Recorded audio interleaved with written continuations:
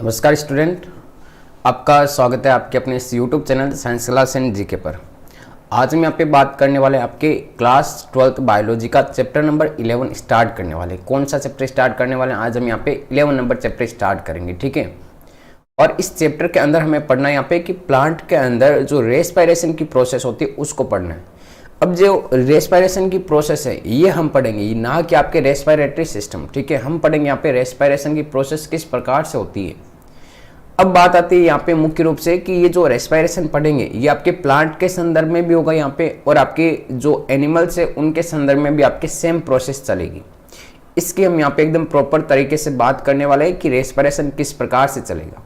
तो सबसे पहले हम यहाँ पे बात कर लेते हैं, क्या प्लांट्स रियल में आपके रेस्पिरेशन के अंदर या फिर पादप क्या श्वसन के अंदर कौन सी गैस लेते हैं? बता सकते हो आप कमेंट करके यहाँ पे एक बार बताइए कि पादप है आपके श्वसन के अंदर कौन सी गैस लेते हैं। एक बार कमेंट्स करके बताइए यहाँ पे, फिर हम बात करते हैं यहाँ पे नेक्स्ट।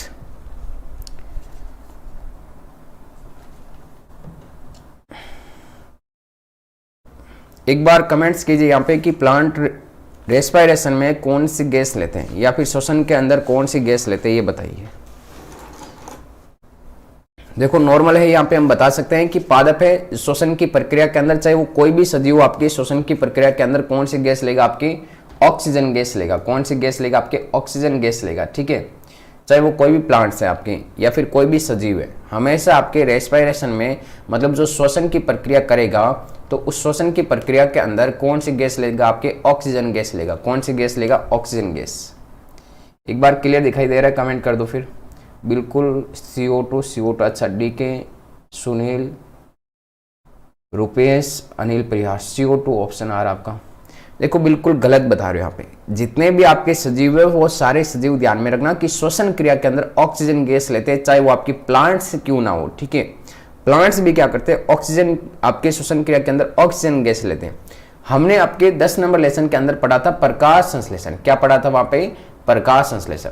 और प्रकाश संश्लेषण के अंदर हमने ये बात भी पढ़ी थी वहां पे कि पादप क्या करते हैं? CO2 ग्रहण करते हैं और आपके H2O के द्वारा अपने अंदर किसका निर्माण करते हैं? ग्लूकोज का निर्माण करते हैं। किसका निर्माण करते हैं? ग्लूकोज का निर्माण करते हैं। ये बात हमने वहां पे पढ़ी होगी, ठीक है। ये बात आपको भी पता होगा। लेकिन एक बात ध्यान में रखना कि पादपों के अंदर, अरे कहां पे चला गए तू? अरे पादपों के अंदर यहाँ पे ध्यान में रखना कि पादप के अंदर जो ग्लूकोज का निर्माण हुआ, तो अब पादप को इस ग्लूकोज टूटेगा तो यहाँ पे एनर्जी तो चाहिए ना। पादप के अंदर जब ये ग्लूकोज टूटेगा तो एनर्जी तो चाहिए, मतलब एनर्जी बनेगी। ग्लूकोज टूटेगा तो अब ये ग्लूकोज टूटेगा किसकी प्रेजेंस में? तो वो टूटेगा आपके O2 की प्रेजेंस में। किसकी प्रेजेंस में टूटेगा? O2 की प्रेजेंस में। तो पादप भी क्या करेंगे कि आपके ऑक्सीजन गैस ग्रहण करेंगे। और हमेशा ध्यान में रखना कि जितने भी सजीव है वो आपकी श्वसन की प्रक्रिया के अंदर ऑक्सीजन गैस लेंगे। अब ऑक्सीजन गैस के द्वारा यहाँ पे क्या होगा कि ग्लूकोज टूटेगा, मतलब ग्लूकोज का क्या होगा? ऑक्सीकरण होगा, जिसके कारण यहाँ पे बनेगा एक तो CO2 बनेगा, इसके अलावा H2O बनेगा, और साथ में कुछ ना कुछ ऊर्जा का निर्माण होगा। किसका निर्माण होगा? एनर्जी का निर्माण होगा। मेन हमारी यहाँ पे प्रोसेस चलने वाली है यहाँ पे कि पादप है ये आपके इस ग्लूकोज के ऑक्सीकरण के द्वारा, मतलब जो श्वसन की प्रक्रिया होगी उसके अंदर अपने लिए क्या करेंगे? यहाँ पे ऊर्जा का निर्माण करेंगे। किसका निर्माण करेंगे? यहाँ पे ऊर्जा का निर्माण करेंगे, चाहे वो आपकी कितने भी सजीव हो, ठीक है। जितने भी जो भी सजीव है वो सारे क्या करेंगे कि श्वसन की प्रक्रिया के अंदर ऑक्सीजन गैस लेंगे, और ऑक्सीजन गैस लेंगे तो यहाँ पे ग्लूकोज टूटेगा, और ग्लूकोज टूटेगा तो उनके अंदर किसका निर्माण होगा? एनर्जी का निर्माण होगा। इस कारण ध्यान में रखना कि पादप भी अपने अंदर ऊर्जा का निर्माण करने के लिए ऑक्सीजन गैस लेते हैं। पर एक बात ध्यान में रखना कि इनके द्वारा जो ऑक्सीजन गैस ग्रहण की जाती, इनके द्वारा जो ऑक्सीजन गैस ग्रहण की जाती है वो आपके बहुत कम मात्रा में होती है, ठीक है। इनके द्वारा जो ऑक्सीजन गैस ग्रहण की जाती है वो आपके बहुत कम मात्रा में होती है। लेकिन जो इनके द्वारा ऑक्सीजन गैस आपके उत्सर्जित की जाती है, ठीक है, जो आपके उत्सर्जित की जाती है इनके द्वारा ऑक्सीजन गैस, वो आपके अधिक मात्रा में होती है। लेकिन इनके द्वारा ग्रहण की गई ऑक्सीजन कम मात्रा में होती है। ये हम बिल्कुल कह सकते हैं यहाँ पे ऑक्सीजन गैस लेते हैं तो कम है, लेकिन उत्सर्जित ज्यादा करते हैं, ठीक है। इस कारण चाहे कितने भी सजीव हो, आज से ध्यान में रखना कि सारे सजीव आपकी श्वसन की क्रिया के अंदर ऑक्सीजन गैस लेते हैं।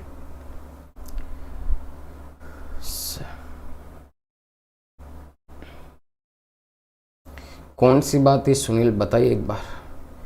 अब हम बात करते हैं यहाँ पे नेक्स्ट, ठीक है। हम पढ़ेंगे यहाँ पे आपके श्वसन के अंदर कि श्वसन मुख्य रूप से होता क्या है। तो श्वसन के अंदर ध्यान में रखना कि जितने भी पादप हैं, ठीक है, जितने भी पादप है वो सारे पादप क्या करते हैं? प्रकाश संश्लेषण के द्वारा। किसके द्वारा? प्रकाश संश्लेषण के द्वारा खाद्य पदार्थों का निर्माण करते हैं। किसका निर्माण करते हैं? प्रकाश संश्लेषण के द्वारा खाद्य पदार्थों का निर्माण करते हैं। ठीक है, किसका निर्माण करते हैं? खाद्य पदार्थों का निर्माण करते हैं। अब जैसे आपके वो खाद्य पदार्थों का निर्माण करते हैं, तो खाद्य पदार्थों का निर्माण करते हैं, जो भी खाद्य पदार्थ बनेंगे वो आपकी कार्बनिक पदार्थ के रूप में बनेंगे। किस रूप में बनेंगे? कार्बनिक पदार्थ के रूप में बनेंगे। ठीक है, तो अब ये जो कार्बनिक पदार्थ के रूप में बनेंगे, तो कार्बनिक पदार्थ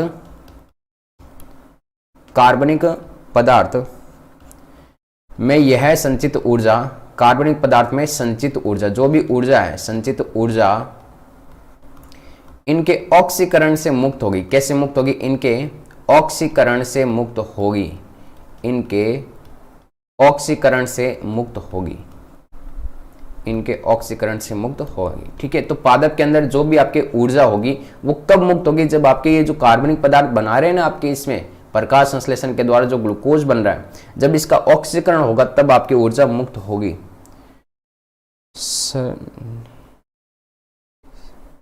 नील हरित शैवाल रेस्पिरेशन में कौन सी गैस का यूज करते हैं? ये समुद्र में सबसे बॉटम में पाए जाते हैं। बिल्कुल, नील हरित शैवाल भी क्या करेंगे भाई? आपकी ऑक्सीजन गैस का यूज करेंगे। लेकिन ध्यान में रखना, आपने पढ़ा होगा शैवाल या हाइड्रोजन फैक्ट्री। ठीक है, अगर उनको हम यहाँ पे ऑक्सीजन गैस देना बंद कर देते, कौन सी गैस देना बंद करेंगे? ऑक्सीजन गैस, तो वो आपके हाइड्रोजन का निर्माण करने लग जाते हैं। किसका निर्माण करने लग जाते हैं? आपके हाइड्रोजन का निर्माण करने लग जाते हैं। वो आपके शैवाल या हाइड्रोजन फैक्ट्री कहलाता है। तो यहाँ पे कार्बनिक पदार्थों में जो संचित ऊर्जा होगी वो आपके इनके ऑक्सीकरण से क्या होगी? यहाँ पे मुक्त होगी। अब जो ऊर्जा मुक्त होगी तो इसके साथ में कुछ और भी उत्पाद बनेंगे। बिल्कुल बनेंगे। ठीक है, तो ऊर्जा के साथ CO2 व H2O का निर्माण होता है। ऊर्जा के साथ किसका निर्माण होगा? यहाँ पे CO2 और साथ में H2O का क्या होगा? यहाँ पे निर्माण होगा। अब हम बात करते हैं यहाँ पे कि हमारे सामने जो मेन रिएक्शन आएगी वो रिएक्शन यहाँ पे किस प्रकार से चलेगी। जैसे कि C6H12O6, ये हमारे पास ग्लूकोज है और इसको तोड़ना ऑक्सीजन की प्रेजेंस में। किसकी प्रेजेंस में? O2 की प्रेजेंस में।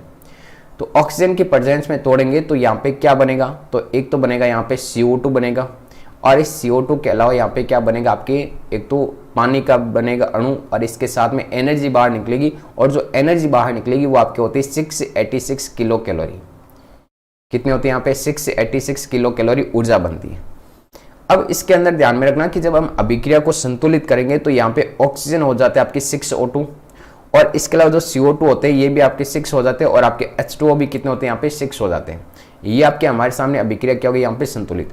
अब इस अभिक्रिया के अंदर देखो, इस अभिक्रिया के अंदर यहाँ पे ऑक्सीजन का क्या हो रहा है? यूज हो रहा है। तो ये आपके हो जाएगा यहाँ पे वायवीय शोषण, या फिर इसको हम बोल सकते हैं यहाँ पे ऑक्सी शोषण। ठीक है, या तो क्या बोल सकते हैं? इसको वायवीय शोषण बोल सकते हैं, या फिर इसको हम कह सकते हैं यहाँ पे ऑक्सी शोषण कह सकते हैं। ऑक्सी शोषण, क्योंकि इसमें क्या हो रहा है? यहाँ पे O2 का उपयोग हो रहा है। क्या हो रहा है? यहाँ पे O2 का उपयोग हो रहा है, तो इस कारण से हम यहाँ पे ऑक्सी शोषण या फिर वायु शोषण भी कह सकते हैं, और इंग्लिश में कहते हैं एरोबिक रेस्पिरेशन। Aerobic respiration. ठीक है, क्लियर है बात यहाँ तक? तो अगर मान लो हमारे सामने एक और कंडीशन बनती है, क्या कंडीशन बनती है? सेकेंड नंबर यहाँ पे देखो, सेकेंड नंबर कंडीशन ये बन सकती है कि हमारे सामने जो ग्लूकोज है C6H12O6, ये जो ग्लूकोज है ये बिना ऑक्सीजन की उपस्थिति, मतलब ऑक्सीजन नहीं होगी तब इसका क्या होगा? यहाँ पे आपके ऑक्सीकरण होगा। ठीक है, तो इस कारण यहाँ पे ध्यान रखना क्या बनेगा? एक तो बनेगा C2H5OH, एक तो क्या बनेगा? C2H5OH, मतलब एक तो एथेनॉल का निर्माण हो जाएगा। इसके साथ में यहाँ पे CO2 बनेगी, और जो ऊर्जा बनेगी वो बनेगी आपकी 56 किलो कैलोरी। कितनी बनेगी? यहाँ पे 56 किलो कैलोरी ऊर्जा का निर्माण होगा। अब अगर इस अभिक्रिया को संतुलित किया जाए तो यहाँ पर भी आपके 2 आ जाएगा, और यहाँ पर भी क्या आ जाएगा? आपके 2 हो जाएगा। तो इसमें देखो, कहीं पर भी ग्लूकोज के ऑक्सीकरण के अंदर कहीं पर भी हमने ऑक्सीजन का यूज नहीं किया है सेकेंड नंबर वाली अभिक्रिया के अंदर। वायरस रेस्पिरेशन नहीं करते भाई। ठीक है, तो यहाँ पे ध्यान में रखना कि ये जो आपके अभिक्रिया है इसके अंदर क्या हो रहा है? यहाँ पे कि जो ग्लूकोज इसमें ऑक्सीजन का यहाँ पे यूज ही नहीं हो रहा है, तो इसे हम कहते हैं यहाँ पे अवायवीय शोषण। इसको हम क्या कहते हैं? यहाँ पे अवायवीय शोषण कहते हैं, या फिर इसको हम यहाँ पे अनोक्सी शोषण भी कह सकते हैं। इसको हम क्या कह सकते हैं? यहाँ पे अनोक्सी शोषण कह सकते हैं। ठीक है, और इंग्लिश की बात करें तो इंग्लिश में से कहते हैं यहाँ पे एनएरोबिक रेस्पिरेशन,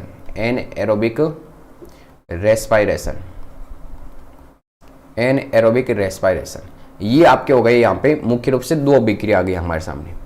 अब देखो सबसे पहले वाली अभिक्रिया आपके ऑक्सीशोषण की अभिक्रिया और सेकंड नंबर वाली अभिक्रिया अनॉक्सीशोषण की अभिक्रिया। अब नॉर्मली आपको यहाँ पे ये तो समझ में आ गया होगा कि जो ऑक्सीशोषण अभिक्रिया है उसमें ग्लूकोज का जो ऑक्सीकरण होगा वो आपके ऑक्सीजन की प्रेजेंस में होगा, जिसके कारण यहाँ पे CO2 बनेगा। इसके अलावा यहाँ पे 6H2O बनेगा और साथ में जो ऊर्जा बनेगी वो आपकी 686 किलो कैलोरी ऊर्जा का निर्माण होगा। लेकिन अनॉक्सीशोषण के अंदर जो ग्लूकोज का ऑक्सीकरण होगा तो उसमें ऑक्सीजन की अनुपस्थिति में होगा, मतलब इसमें ऑक्सीजन आपकी उपस्थित नहीं रहेगी और इसके अंदर यहाँ पे किसका निर्माण होगा, एक तो एथेनॉल का निर्माण होगा। किसका निर्माण होगा, एथेनॉल, या फिर हम कह सकते हैं अल्कोहल का निर्माण होगा। इसके साथ में बनती है यहाँ पे CO2 बनती है और जो ऊर्जा बनती है वो आपकी 56 किलो कैलोरी होता है। अब इन दोनों के अंदर आपको क्या डिफरेंस दिखाई दे रहा है, एक तो इनके जो उत्पाद बन रहे हैं उन उत्पादों के अंदर आप देखो यहाँ पे देखो उत्पादों के अंदर क्या हो रहा है कि फर्स्ट नंबर जो अभिक्रिया है उसके अंदर जो प्रोडक्ट बन रहा है वो आपके CO2 और H2 प्रोडक्ट बन रहा है, लेकिन आपके सेकंड नंबर वाली जो अवायवीय शोषण है उसके अंदर जो प्रोडक्ट बन रहा है वो आपकी क्या बन रहा है, एथेनॉल और CO2 बन रहा है। मेन डिफरेंस तो एक उत्पाद का हो गया। इसके अलावा ध्यान में रखना कि दोनों अभिक्रियाओं के अंदर ऊर्जा तो बन रही है, दोनों अभिक्रियाओं के अंदर ऊर्जा तो बन रही है, लेकिन वायवीय शोषण के अंदर, मतलब फर्स्ट नंबर जो अभिक्रिया वायवीय शोषण की, उस वायवीय शोषण के अंदर क्या होगा यहाँ पे कि ऊर्जा का निर्माण ज्यादा होता है। वायवीय शोषण के अंदर ऊर्जा का निर्माण क्या हो रहा है, आपके ज्यादा हो रहा है, जबकि अवायवीय शोषण के अंदर ऊर्जा का निर्माण क्या हो रहा है, कम। ऐसा क्यों हो रहा है यहाँ पे सर, तो ऐसा इसलिए हो रहा है क्योंकि आपके फर्स्ट नंबर जो अभिक्रिया है इसमें ग्लूकोज का पूर्ण ऑक्सीकरण हो रहा है। क्या हो रहा है यहाँ पे, पूर्ण ऑक्सीडेशन हो रहा है, ठीक है। इस कारण यहाँ पे ज्यादा ऊर्जा बन रही है, लेकिन यहाँ पे ऑक्सीजन प्रेजेंस नहीं है तो इसका यहाँ पे अपूर्ण ऑक्सीडेशन होता है। क्या होता है, इसका यहाँ पे अपूर्ण ऑक्सीडेशन होता है। तो अपूर्ण ऑक्सीडेशन के कारण यहाँ पे सेकंड नंबर अभिक्रिया जो अवायवीय शोषण की उसमें ऊर्जा कम बनेगी और वायवीय शोषण के अंदर ऊर्जा क्या बनेगी, ज्यादा बनेगी। बिल्कुल अनॉक्सिक शोषण के अंदर लैक्टिक अम्ल का निर्माण भी होगा, वो हम अभी बात करेंगे यहाँ पे, ठीक है। एक बार मैंने नॉर्मली आपको यहाँ पे समझाया कि वायवीय और अवायवीय के अंदर मुख्य रूप से होगा क्या, क्लियर है बात यहाँ पे। तो अब मैं यहाँ पे आपके सामने एक नॉर्मली अगर परिभाषा लिखना चाहूँ कि शोषण की मैं परिभाषा लिखना चाहूँ कि शोषण की परिभाषा में क्या लिख सकता हूँ, तो देखो ये जो मैंने अभिक्रिया लिखी है ऊपर, इन्हीं के आधार पे मैं यहाँ पे शोषण की परिभाषा लिखूंगा एकदम नॉर्मल, ठीक है। तो श्वसन सजीव कोशिकाओं में संपन्न होने वाली वह क्रिया है श्वसन, आप नोट करते रहना शायद साथ में, श्वसन सजीव कोशिकाओं के अंदर, सजीव कोशिकाओं के अंदर, सजीव कोशिकाओं के अंदर संपन्न होने वाली वह अभिक्रिया है जिसमें जटिल कार्बनिक पदार्थ, जिसमें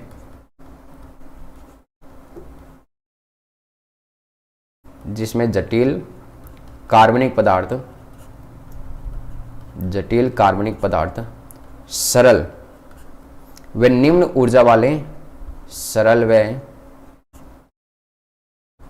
ऊर्जा वाले अणुओं का निर्माण करते हैं, ऊर्जा वाले अणुओं का निर्माण करते हैं। तो ये होती है हमारे सामने यहाँ पे शोषण की परिभाषा, ठीक है। और इस अभिक्रिया के अंत में क्या होता है, निर्माण करते हैं वह ऊर्जा मुक्त होती है। साथ में क्या मुक्त होती है, यहाँ पे ऊर्जा मुक्त होती है, वो क्या कहलाते हैं, यहाँ पे शोषण कहलाता है। तो ये शोषण की परिभाषा तो आपको यहाँ पे समझ में आ गई होगी कि शोषण की मुख्य रूप से परिभाषा क्या होगी नॉर्मली। इतनी बात यहाँ पे समझ में आ गई तो एक बार कमेंट्स कर दो। अब देखो हम चलने वाले यहाँ से नेक्स्ट। अब नेक्स्ट बात मैंने अभी बताई आपको शुरुआत में कि जितने भी आपके सजीव है वो सारे क्या करते हैं, आपकी श्वसन की प्रक्रिया के अंदर कौन सी गैस लेंगे, ऑक्सीजन गैस लेंगे। कौन सी गैस लेंगे, ऑक्सीजन गैस।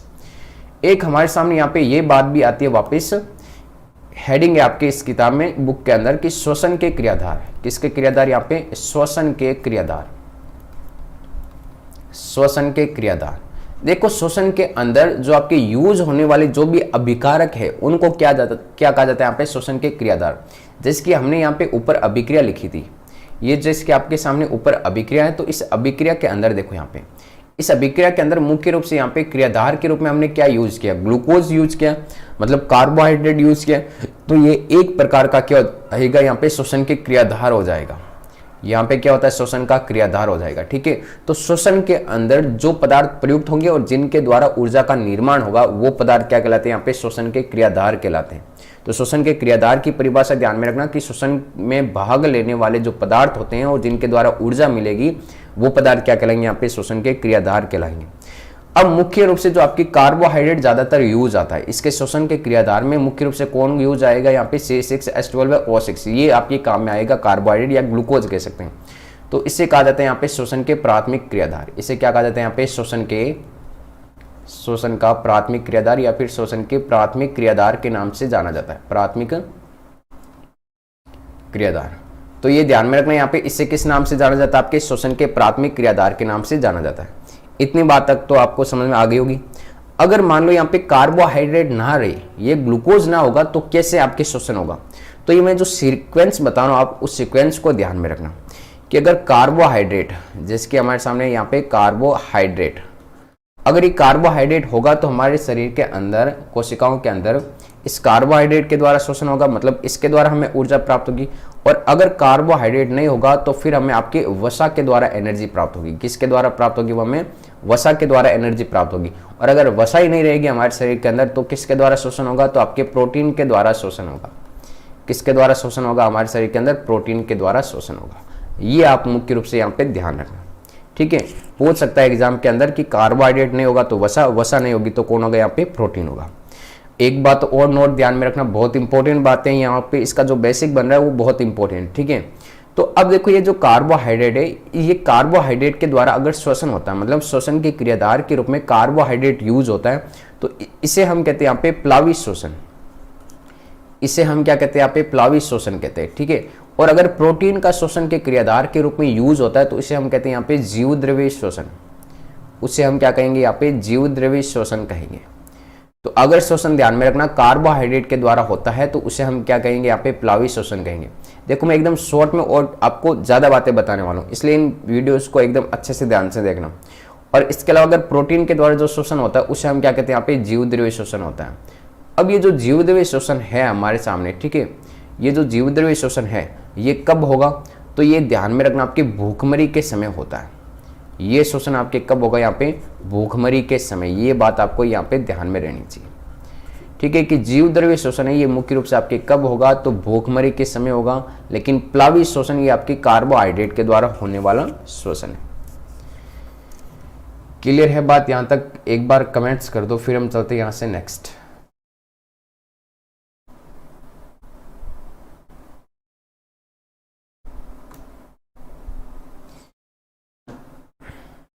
तो यहाँ पे कार्बोहाइड्रेट और प्रोटीन दोनों का श्वसन के बारे में ध्यान में रखना कि कार्बोहाइड्रेट के द्वारा होने वाला श्वसन प्लावी श्वसन, और अगर प्रोटीन के द्वारा श्वसन होता है तो वो कौन सा कहलाता है, आपका जीवद्रव्य श्वसन कहलाता है। इसके बाद में हम बात करते हैं यहाँ पे श्वसन के प्रकार। नेक्स्ट जो हमारी हेडिंग आती है वो आती है यहाँ पे श्वसन के प्रकार के बारे में। किसके बारे में, यहाँ पे श्वसन के प्रकार, कि श्वसन के मुख्य रूप से प्रकार कितने होते हैं। तो ध्यान में रखना कि श्वसन है इसके मुख्य रूप से आपके दो प्रकार होते हैं। कितने प्रकार होते हैं, यहाँ पे दो प्रकार। कौन कौन से होते हैं, एक तो होगा यहाँ पे ध्यान में रखना वायवीय श्वसन। मैं आरेख बनाकर आपको बता देता हूं। यहाँ पे एक होगा यहाँ पे आपके वायवीय श्वसन, ठीक है, वायवीय श्वसन। और इसके अलावा एक हो जाएगा यहाँ पे अवायवीय श्वसन। अवायवीय श्वसन। इसके अलावा यहाँ पे वायवीय को ऑक्सीय श्वसन, अवायवीय को अनॉक्सिक श्वसन, एनारोबिक श्वसन भी कहा जाता है, और वायवीय को क्या कहेंगे, यहाँ पे एरोबिक रेस्पिरेशन कहेंगे। फिर देखो हम बात करते हैं नेक्स्ट यहाँ पे इनके प्रकार के बारे में। इनको समझते हैं कि वायवीय और अवायवीय के अंदर होगा क्या। सबसे पहली बात ध्यान में रखना कि जो वायवीय श्वसन है ये आपके ऑक्सीजन की उपस्थिति में होगा, O2 की उपस्थिति में होगा। पहली बात तो ये ध्यान में रखनी, ठीक है, O2 की उपस्थिति में। सेकेंड नंबर ये बात ध्यान रखनी है कि जो वायवीय श्वसन है ये आपके, जब वायवीय श्वसन होगा तो इसके अंत में जो उत्पाद बनेगा वो आपके CO2 व H2O बनता है। क्या बनता है, आपके उत्पाद के रूप में CO2 व H2O बनता है। एक बार मैं यहाँ पे मेरे खुद को यहाँ पे थोड़ा छोटा कर लेता हूँ, है ना, दिखाई थोड़ा अच्छा देगा आपको। एक मिनट रुकना। मैं अपना साइज छोटा कर लेता हूँ।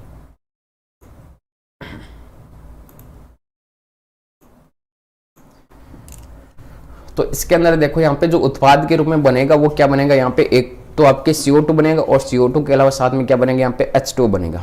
इसके अलावा यहाँ पे वायवीय श्वसन के अंदर जो ऊर्जा बनेगी वो आपकी ऊर्जा अधिक बनती है। ऊर्जा क्या बनती है, आपके अधिक बनती है। अभिक्रिया की तो हमने बात कर ली ऊपर, ठीक है। हैप्पी होली आपको भी रूबी से। तो यहाँ पे अभी हमने अभिक्रिया तो ऊपर देख ली दोनों वायवीय और अवायवीय की, ठीक है। तो अब इसमें ध्यान में रखना कि ऊर्जा अधिक बनती है, ऊर्जा अधिक बनती है। और हमने देखा था यहाँ पे कि इसके अंदर वायवीय श्वसन के अंदर ऊर्जा कितनी बनती है, आपकी 686 किलो कैलोरी ऊर्जा का निर्माण होता है। लेकिन अवायवीय श्वसन के अंदर इसमें बात करें तो पहली बात तो ये ध्यान में रखना, ये आपके ऑक्सीजन की अनुपस्थिति में कंप्लीट होगी। किसमें होगी, यहाँ पे ऑक्सीजन की अनुपस्थिति में, ठीक है, ऑक्सीजन की अनुपस्थिति के अंदर। हैप्पी होली लक्ष्मण आपको भी।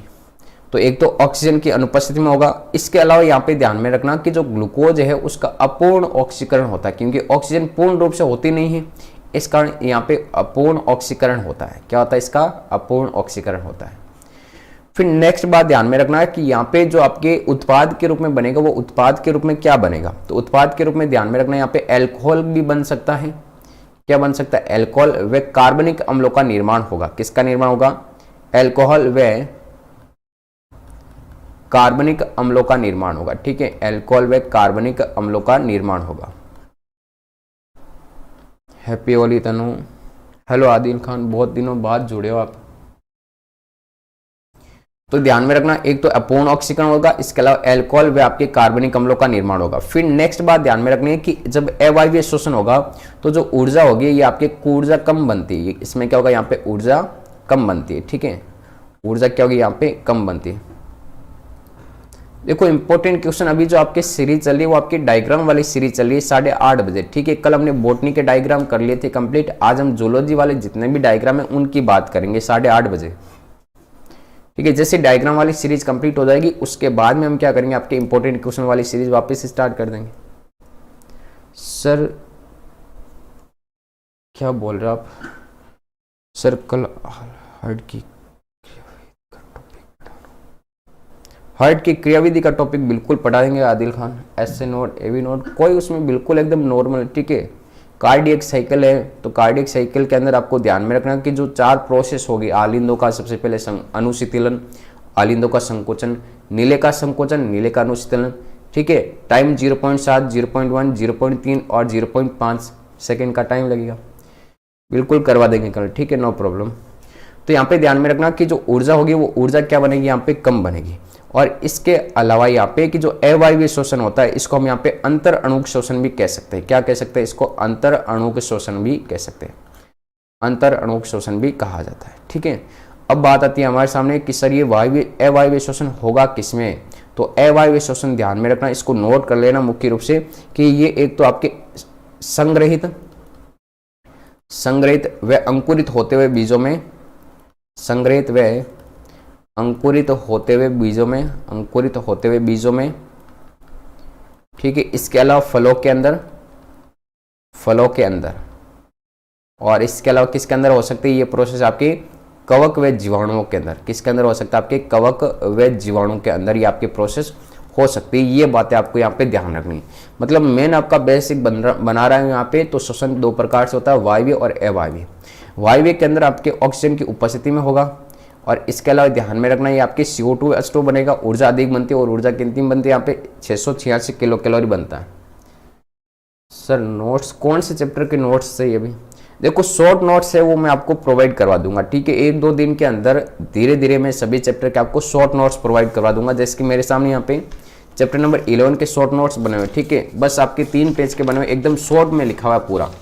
रिवाइज करना होगा तो एकदम आसानी से हो जाएगा, ठीक है। मैं जैसे PDF बनाऊंगा इन सारे चैप्टरों की शॉर्ट नोट्स की, वो मैं आपको बाद में एक वीडियो के माध्यम से, उसमें लिंक के माध्यम से सारा प्रोवाइड करवा दूंगा।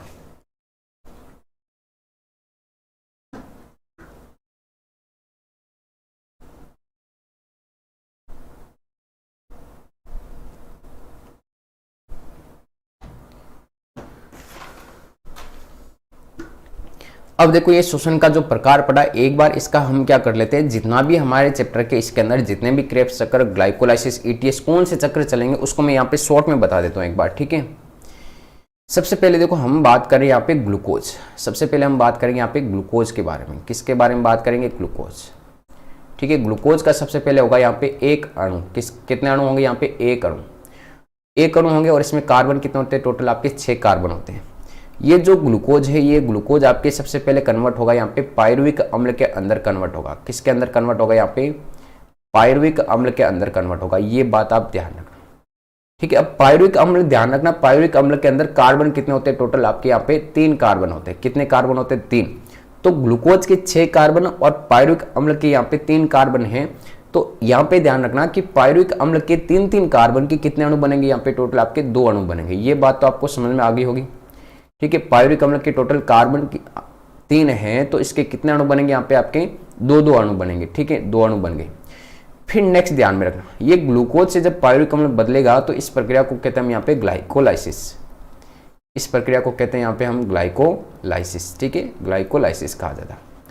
हमारे पास में आपने पढ़ा होगा कि आपके सजीव की कोई भी कोशिका होती है, चाहे आप पादप की बात कर लो, चाहे आप जंतु की बात कर लो, कोशिका के अंदर अनेक सारे यहाँ पे कोशिका द्रव्य पड़ा रहता है, कोशिका द्रव्य बिखरा हुआ रहता है। और इसके अलावा इसके अंदर माइटोकॉन्ड्रिया पाया जाता है। इस प्रकार से क्या पाया जाता है? इस प्रकार से आपके इसके अंदर माइटोकॉन्ड्रिया पाया जाता है, ठीक है। तो ये जो ग्लाइकोलाइसिस वाली प्रक्रिया ये आपके संपन्न होगी यहाँ पे कोशिका द्रव्य के अंदर। किसमें संपन्न होगी? यहाँ पे जो कोशिका द्रव्य होता है उस कोशिका द्रव्य के अंदर कंप्लीट होगी। मतलब श्वसन की पूरी प्रोसेस हमारी कोशिका के अंदर।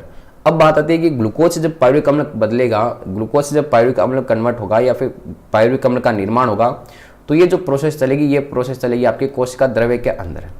किसके अंदर चलेगी? यहाँ पे कोशिका द्रव्य के अंदर। तो इस ग्लूकोज से जब पायरुविक अम्ल बदला, पायरुविक अम्ल का निर्माण हुआ, तो क्या इतनी प्रोसेस में आपके कहीं पे ऑक्सीजन का यूज हुआ? क्या बिल्कुल नहीं हुआ। तो मतलब हम कह सकते हैं कि ये आपका प्रोसेस है, ये आपके अवायवीय व वायवीय श्वसन में समान रूप से चलेगी। इतनी प्रोसेस वायवीय एंड अवायवीय श्वसन में ये जो प्रोसेस होगी, ये इतनी प्रोसेस सेम चलेगी।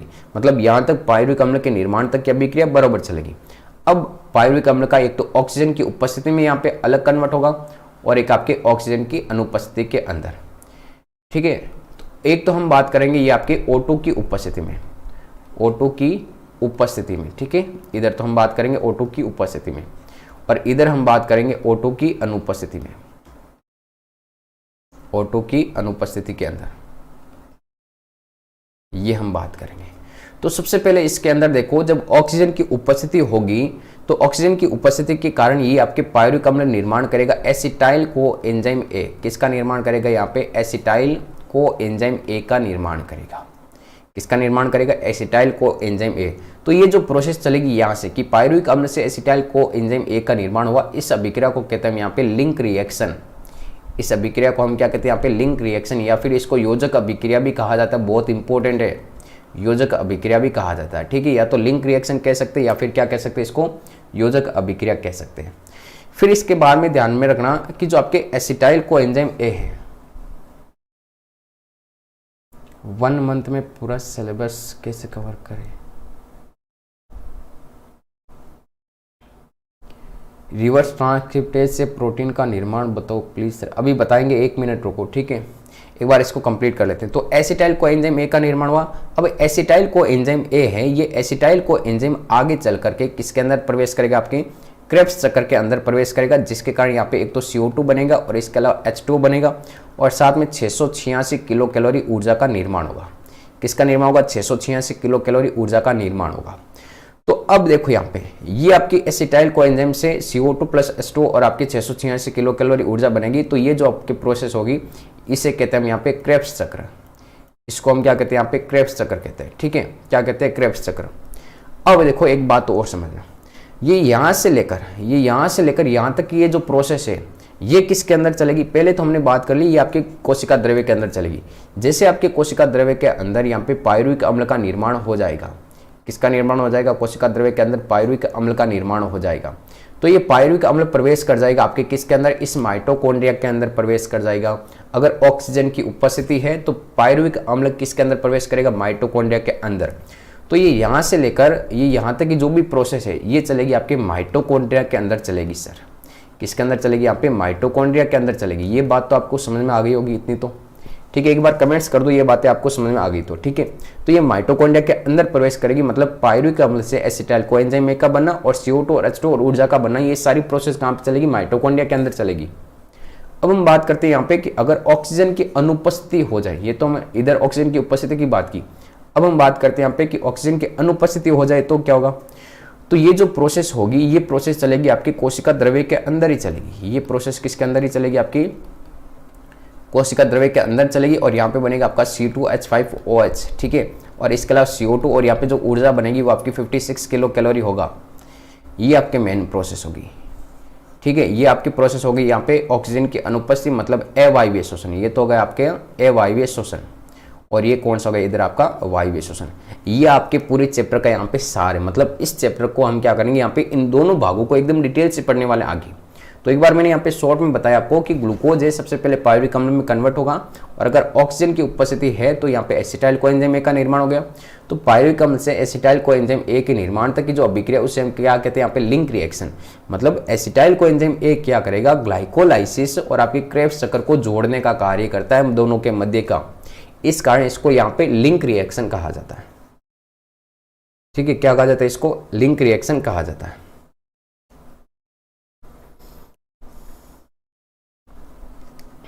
हाँ पूछो क्या पूछना है, अब बताओ क्या पूछना है, ठीक है। एक बार पूछो, आपको और कोई क्वेश्चन हो तो आपका बताओ यहाँ पे, बाकी इससे आगे हम कल पढ़ेंगे, ठीक है। इससे आगे टॉपिक होगा वो हम कल पढ़ेंगे। ये एक बार नॉर्मली हमारे यहाँ पे शोषण का कुछ बेसिक बन गया, इसके आगे का जो भी टॉपिक होगा वो हम कल पढ़ेंगे।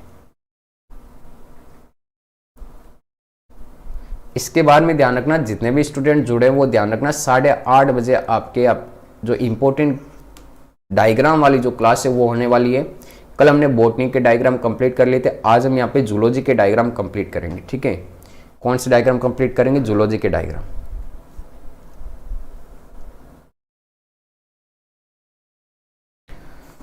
क्वेश्चन क्या पूछा गया था यहाँ पे, रिवर्स ट्रांसक्रिप्टेज से प्रोटीन का निर्माण कैसे होता है। देखो पहली बात तो रिवर्स ट्रांसक्रिप्टेज एंजाइम आपके प्रोटीन का निर्माण नहीं करेगा, वो करेगा आपके RNA से DNA का निर्माण करेगा, और जो DNA बनेगा उसे हम कहते हैं यहाँ पे cDNA कहते हैं, ठीक है। cDNA का मतलब कॉम्प्लीमेंट्री DNA कहा जाएगा। हैप्पी ओली रायना सर, इस चैप्टर में किस प्रकार के क्वेश्चन होते हैं। हाँ पूरा एक बार होने दो चैप्टर, ठीक है, उसके बाद में हम बात करेंगे किस प्रकार से क्वेश्चन पूछे जाते हैं।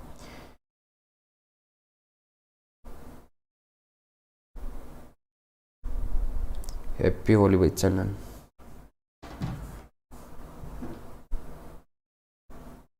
ठीक है। तो रिवर्स ट्रांसक्रिप्टेज एंजाइम के द्वारा ध्यान में रखना कि आपके प्रोटीन का निर्माण नहीं होगा, वो RNA से मतलब mRNA से आपके DNA का निर्माण करेगा, और जो DNA बनेगा वो आपके क्या कहलाएगा, यहाँ पे cDNA कहलाएगा।